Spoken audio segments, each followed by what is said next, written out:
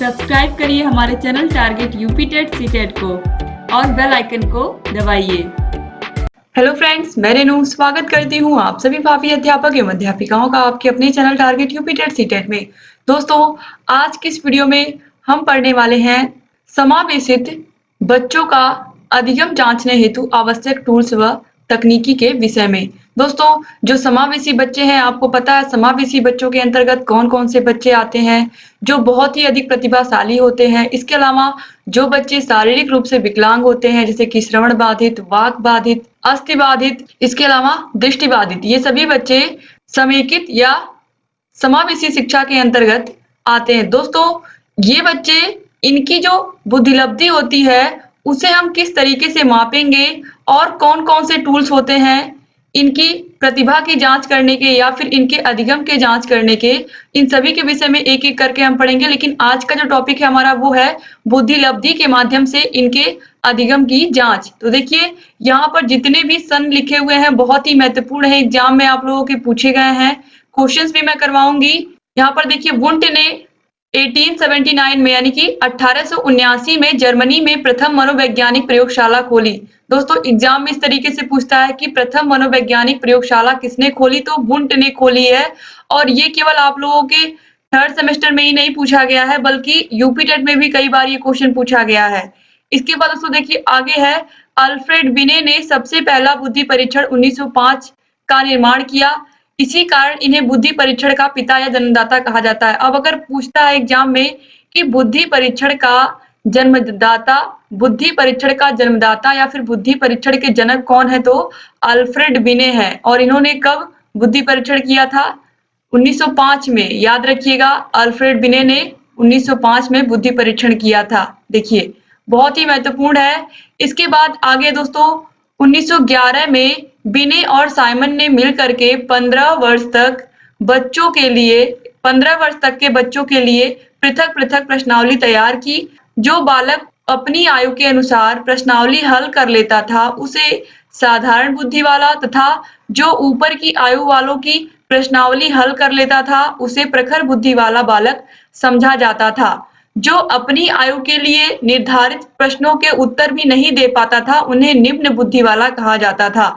यानी कि जो बिने और साइमन ने मिलकर के प्रश्नावली तैयार की थी 15 वर्ष तक के बच्चों के लिए, उसमें जो प्रश्नावली तैयार की थी उसमें ऐसे बच्चे जो अपनी आयु से ऊपर के प्रश्नों को सॉल्व कर लेते थे, यानी कि अगर बच्चे की आयु 8 वर्ष है तो 10 वर्ष तक के बच्चों का भी अगर वो क्वेश्चन सॉल्व कर लेते थे तो उन्हें प्रतिभाशाली, और अगर वह अपनी आयु के ही प्रश्नों को सॉल्व कर पाते थे केवल, तो वे औसत बच्चे या फिर सामान्य बुद्धि के बच्चे।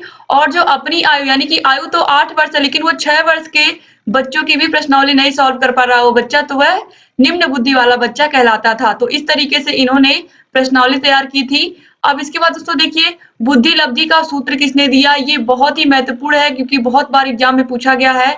1912 में स्टर्न ने यह सूत्र दिया था। आप देखिए, बुद्धिलब्धि बराबर मानसिक आयु बटे वास्तविक आयु गुणे 100। यह बहुत ही इंपॉर्टेंट सूत्र है, इसे आप लोग याद रखिएगा। अब इसका हम प्रयोग देखते हैं। मान लीजिए रोहन की मानसिक आयु 10 वर्ष है और वास्तविक आयु 8 वर्ष।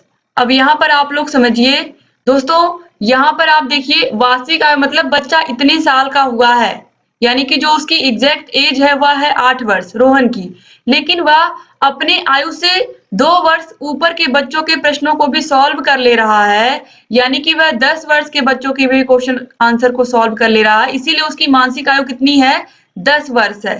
ठीक है, अब यहाँ पर क्वेश्चन में पूछा है तो उसकी बुद्धिलब्धि ज्ञात कीजिए, यानी कि रोहन की बुद्धिलब्धि कितनी है। अगर ये दो चीजें पता है तो देखिए कैसे हम निकालेंगे। IQ या बुद्धिलब्धि बराबर मानसिक आयु, यहाँ पर आप देखिए फॉर्मूले में मानसिक आयु कितनी है रोहन की? 10 वर्ष है, और वास्तविक आयु कितनी है? 8 वर्ष, और गुणे 100 कर देना है।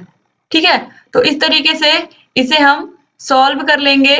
तो ये आ गया 125, यानी कि जो रोहन की IQ है या बुद्धिलब्धि है वह कितनी है? 125 है। इस तरीके से आपको एग्जाम में क्वेश्चन को सॉल्व करना होगा। अगर एग्जाम में क्वेश्चन आएगा, उम्मीद करती हूँ कि आपको समझ में आ गया होगा कि किस तरीके से हमें बुद्धि लब्धि ज्ञात करनी है और किस तरीके से कैसे बुद्धि लब्धि ज्ञात की जा सकती है। अगर यहाँ पर बुद्धि लब्धि दिया हो, वास्तविक आयु दिया हो, मानसिक आयु ना दिया हो तो भी आप ज्ञात कर सकते हैं।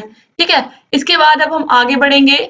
यहाँ पर आप देखिए एक चार्ट, यहाँ पर टर्मन के द्वारा बुद्धि लब्धि का वर्गीकरण किया गया है। टर्मन ने किया था इसे, और यहाँ पर आप देखिए बुद्धि लब्धि के आधार पर व्यक्तियों का वर्गीकरण।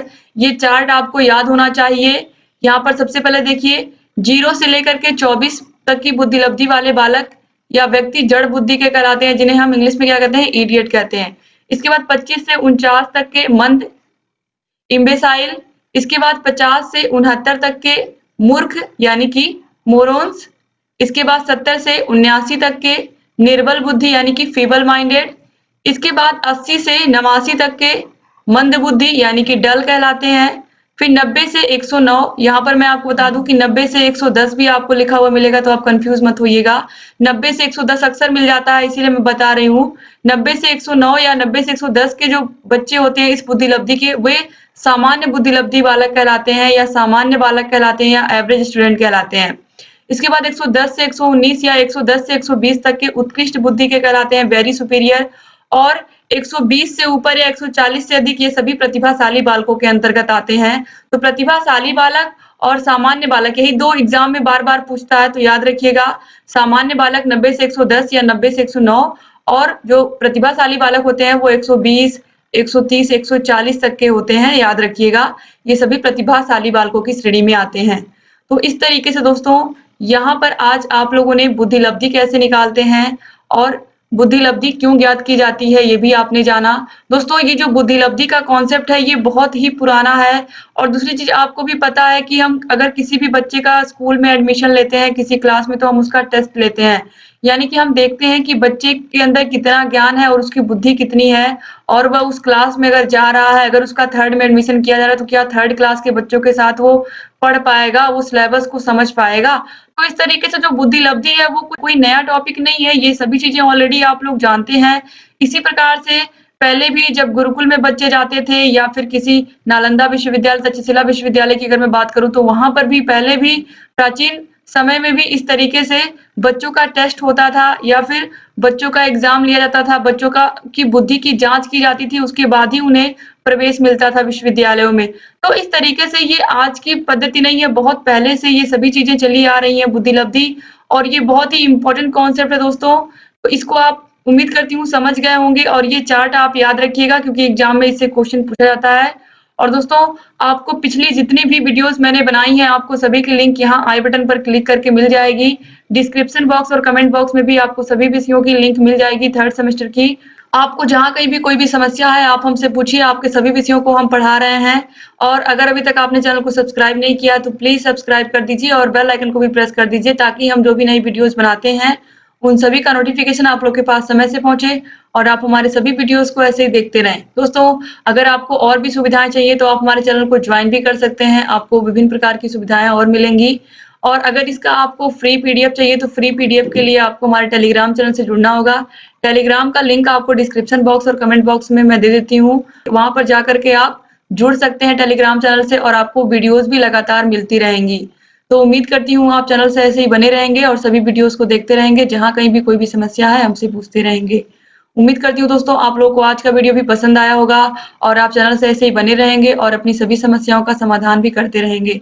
और कोई भी छोटा डाउट है आप पूछ सकते हैं, आपके सभी डाउट्स को भी हम सॉल्व करेंगे और आप लोगों के लिए रेगुलर वीडियोस लेकर के आते रहेंगे और आप लोगों की तैयारी बेहतर करवाते रहेंगे। दोस्तों मिलते हैं नेक्स्ट वीडियो में, तब तक अपना ख्याल रखिएगा, आप लोग अपने परिवार का ख्याल रखिएगा और ऐसे ही हमारे चैनल से